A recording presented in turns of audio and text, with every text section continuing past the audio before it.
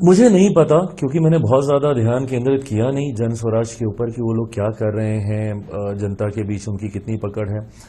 मैंने हमेशा किसी भी लकीर को छोटा करने से आता अपनी लकीर को इतना बड़ा करते जाओ कि कोई दूसरा आपकी टक्कर में रह ना पाए। मैंने हमेशा अपनी मेहनत पे कार्य करने का मैंने प्रयास किया और वही अभी भी मैं कर रहा हूं। हैविंग सेड दैट, मैं ये भी मानता हूं, मैं बिहारियों की बुद्धिमत्ता पर मैं बहुत विश्वास करता हूं और मेरा ये अपना भी अनुभव है, मेरा ये अपना व्यक्तिगत अनुभव है, क्योंकि 2020 में मैं भी अकेले चुनाव लड़ रहा था। और उस वक्त की भी आप तस्वीरें निकाल के देखिएगा, वीडियोस निकाल के देखिएगा, जिस तरीके से भीड़ आती थी मेरे रोड शो में, जिस तरीके से माहौल बनता था, कहीं ना कहीं मैं भी इसी कॉन्फिडेंस में था कि एक अच्छी संख्या के साथ मैं उस चुनाव को जीतूंगा। बट इवेंचुअली होता क्या है, क्योंकि बिहारी इतने समझदार हैं और राजनीतिक दृष्टि से खास तौर पर मैं इस बात को मानूंगा, क्योंकि मैं देश भर में घूमा हूं, हर एक राज्य में मैं गया हूं, and I have not seen this kind of political knowledge रखने वाले लोग मैंने बाकी ना के बराबर किसी राज्य में देखे। उत्तर प्रदेश में जरूर फिर भी मुझे ऐसे दिखते हैं।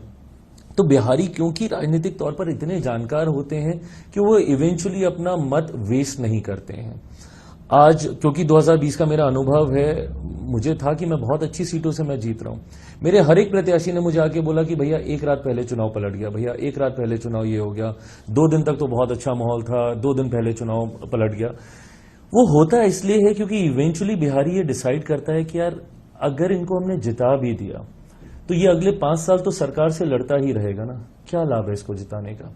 हमें अपने क्षेत्र का काम कराना, और क्षेत्र का काम सत्ता में रहने वाला विधायक करा पाएगा जिसकी केंद्र तक पकड़ हो। तो ऐसे में जब केंद्र में एनडीए की सरकार है, जब ये सर्वेस कह रहे हैं, मोटा मोटी ये स्पष्ट, ये ओवर कॉन्फिडेंस नहीं है, ये स्पष्ट, और महागठबंधन में भी जिस तरीके का बिखराव देखने को मिल रहा है, ये स्पष्ट है कि एनडीए की ही सरकार बनने जा रही है। तो भैया हमने एक जन स्वराज के अगर हमने एक विधायक को जिता भी दिया तो क्या करेगा, ये अगले 5 साल विधानसभा में भी लड़ता झगड़ता रहेगा, केंद्र में भी इसको कोई नहीं पूछने वाला। तो ऐसे में माइट एज वेल हम लोग एक ऐसे एनडीए के ही प्रत्याशी को हम लोग जीत दिलाएं जो कि कम से कम विधानसभा में जाकर हम लोग की बात करे, केंद्र में प्रधानमंत्री जी से मिलकर हम लोग के कार्य कराने का प्रयास करे। तो इस दृष्टि से इवेंचुअली वो चुनाव जो है बायपोलर होके ही रह जाता है। और इस बार तो मैं बायपोलर भी मैं नहीं मानूंगा, क्योंकि दूसरी तरफ तो पोल खड़ा ही नहीं हो पाया। तो यहां पे मैं मानता हूं कि इस बार अधिकांश विधायक एनडीए के होंगे।